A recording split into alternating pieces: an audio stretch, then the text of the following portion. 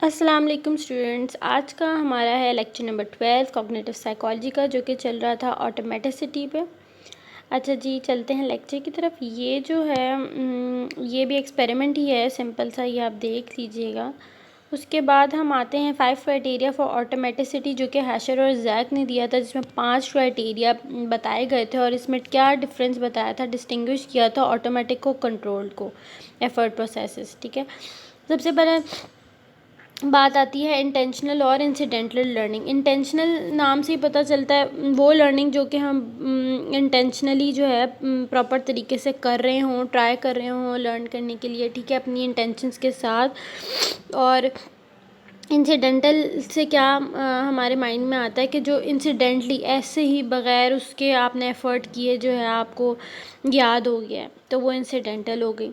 ठीक है, और जैसे इन्होंने यहाँ एग्जांपल दिया है कि क्लास टीचर जो है बच्चे को वो करने को कहता है जो कि वो एट टाइम्स खुद नहीं कर रहा होता, और पेरेंट्स जो हैं अपने बच्चों को कहते हैं कि आपने झूठ नहीं बोलना, लेकिन पेरेंट्स खुद झूठ बोल रहे होते हैं। तो बच्चे क्या है, पेरेंट्स से सीखते हैं, टीचर से सीखते हैं, उनके एक्शन से सीखते हैं रादर सेइंग। इंसिडेंटल लर्निंग में क्या है, जैसे कि हमने एक उर्दू लेटर का देखा सीन, ठीक है, मोर ऑफन देन जी विदाउट ट्राइंग टू लर्न। अच्छा, अब जिस तरह हमें जैसे कि हम लोग ये क्या कहते हैं, हम उर्दू का पेपर दे रहे होते हैं, ठीक है, उर्दू के कीबोर्ड में हमें कीज़ नहीं याद आ रही होती, लेकिन हम लोग इस तरह जो है वो देखते हैं ना कि एस के नीचे जो है सीन होगा, तो ये एक इंसिडेंटल लर्निंग है, हमने प्रॉपर तरीके से याद तो नहीं किया, ठीक है, विदाउट लर्निंग दिस इंफॉर्मेशन, तो ये इंसिडेंटल हो गई। उसके अलावा इफ़ेक्ट ऑफ इंस्ट्रक्शन और प्रैक्टिस। इंस्ट्रक्शन में क्या है कि हमने किस तरह उस टास्क को परफॉर्म करना है, किस तरह प्रैक्टिस करना है, ठीक है, और जैसे कि एक्सपर्ट क्रिकेटर जो है वो ग्राउंड में आता है और कोच उसको कहता है कि जब आप बॉल देखो तो आपने हिट करना है, तो ठीक है, तो क्या होता है कि वो इतना एफिशिएंट होता है उस काम में, इतना एक्सपर्ट होता है, उसको पहले से ही पता होता है उसने क्या करना है। तो यहाँ पे क्या है कि इंस्ट्रक्शंस और प्रैक्टिस जो हैं दोनों जो हैं एफर्टफुल प्रोसेसेस हैं। प्रैक्टिस जो है वो उतना ही हेल्प करती है याद करने में। उसके बाद टास्क इंटरफेरेंस में क्या है कि ऑटोमेटिक प्रोसेस जो हैं should not interfere with each other because they require little और नो कैपेसिटी। मतलब ऑटोमेटिक प्रोसेसेस जो हैं उसमें एक बड़ी कम कैपेसिटी लगती है या फिर बिल्कुल नहीं लगती, और एफर्टफुल प्रोसेसेस जो हैं उसके अंदर कैपेसिटी लगती है, जिसमें हमने पूरा अपना एफ़र्ट डाल के अपना दिमाग लड़ा के करना होता है, ठीक है।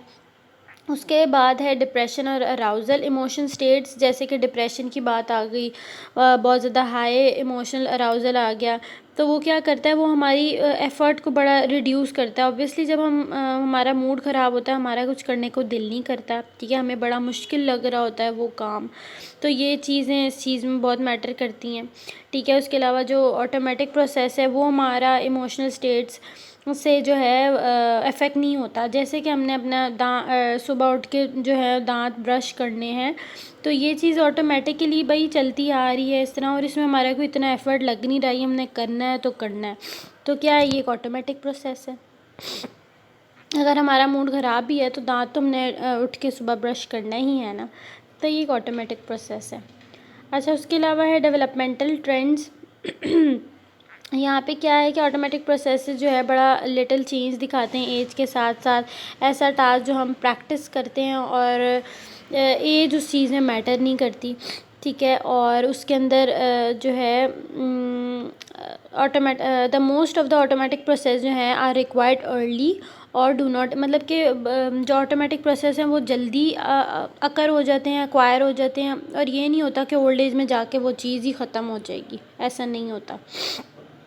और जो डेवलपमेंटल चेंजेस है उसमें एफर्टफुल प्रोसेसेस होते हैं, जैसे कि they are not performed as well by young children और द एल्डरली। बहुत सारी ऐसी चीज़ें हैं जो कि ओल्ड पीपल नहीं कर सकते और यंग बहुत अच्छे तरीके से कर सकते हैं, क्योंकि उनको इतनी प्रैक्टिस होती है, ठीक है। जैसे कि हम टीच कर रहे हैं मैथ अगर एक बूढ़े बंदे को, तो नहीं ज़रूरी कि वो जो है उस चीज़ को बड़े जल्दी से लर्न कर लेगा और इजीली लर्न कर लेगा। तो क्या होता है कि हमें याद करने के लिए अटेंशन देनी होती है, प्रैक्टिस करनी होती है चीज़ों को ऑटोमेटिक बनाने के लिए।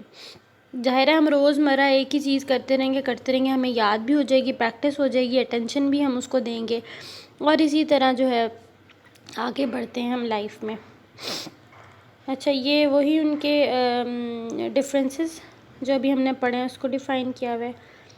अच्छा जी, यहाँ पे हमारा चैप्टर ख़त्म होता है। होप सो आपको समझ आई होगी। बहुत आसान है, बस आपने अपना इधर कॉन्सेप्ट क्लियर करना है। मैं बार बार ये कह रही हूँ, और जो है इजीली आपका पेपर हो जाएगा।